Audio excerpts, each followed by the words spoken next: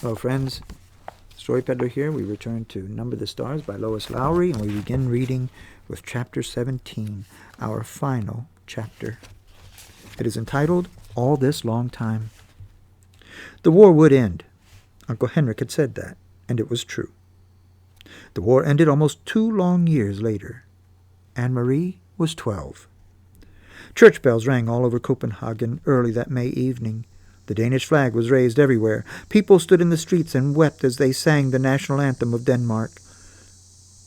Annemarie stood on the balcony of the apartment with her parents and sister and watched. Up and down the street and across on the other side she could see flags and banners in almost every window.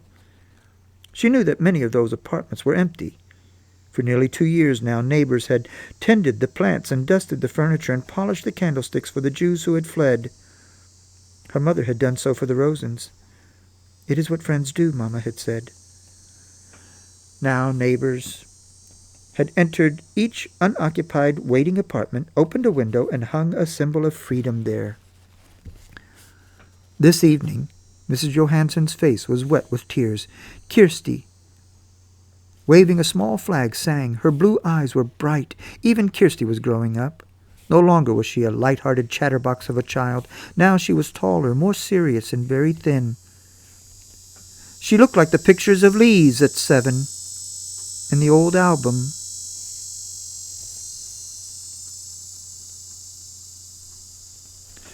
Peter Nielsen was dead.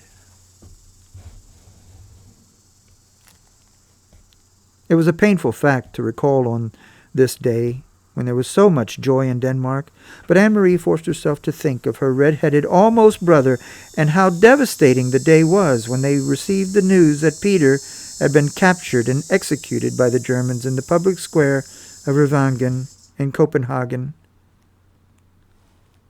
He had written a letter to them from prison the night before he was shot. It had said simply that he loved them, that he was not afraid, and that he was proud to have done what he could for his country and for the sake of all free people. He had asked in the letter to be buried beside Lise. But even that was not to be for Peter. The Nazis refused to return the bodies of the young men they shot at Revangen. They simply buried them there where they were killed and marked the graves only with numbers. Later, Annemarie had gone to the place with her parents, and they laid flowers there on the bleak, numbered ground. That night, Annemarie's parents told her the truth about Lisa's death at the beginning of the war. She was part of the resistance too, Papa had explained. Part of the group that fought for our country in whatever ways they could. We didn't know, Mama added. She didn't tell us. Peter told us after she died. Oh, Papa, Annemarie cried. Mama, they didn't shoot Lise, did they? The way they did Peter in the public square with the people watching? She wanted to know it all, but wasn't certain she could bear the knowledge. But Papa shook his head. Oh, she was with Peter and others in a cellar where they held secret meetings to make plans. Somehow the Nazis found out. They raided the place that evening. They all ran in different ways, trying to escape. Some of them were shot, Mama told her sadly.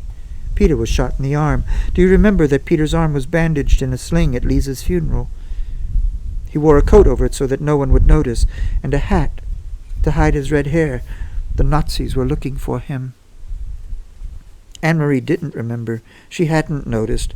The whole day had been a blur of grief. But what about Lise? She asked.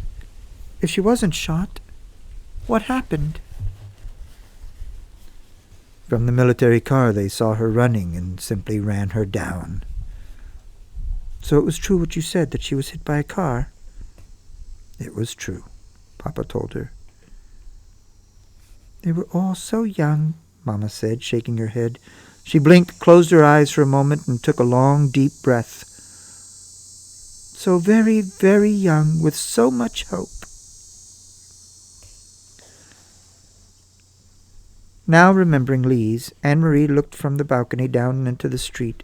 She saw that below, amid the music, singing, and the sound of the church bells, people were dancing. It brought back another memory, The memory of Lise, so long ago, wearing the yellow dress, dancing with Peter on the night they announced their engagement. She turned and went to the bedroom, where the blue trunk still stood in the corner, as it had all these years. Opening it, Annemarie saw that the yellow dress had begun to fade. It was discolored at the edges, where it had lain so long in folds. Carefully she spread open the skirt of the dress and found the place where Ellen's necklace lay hidden in the pocket. The little Star of David still gleamed gold. "Papa," she said, returning to the balcony where her father was standing with the others, watching the rejoicing crowd. She opened her hand and showed him the necklace. "Can you fix this? I have kept it all this long time. It was Ellen's." Her father took it from her and examined the broken clasp. "Yes," he said, "I can fix it. When the Rosens come home, you can give it back to Ellen." "Until then," Annemarie told him, "I will wear it myself." And that's the end of chapter 17 and the end of our story, Number the Stars, by Lois Lowry.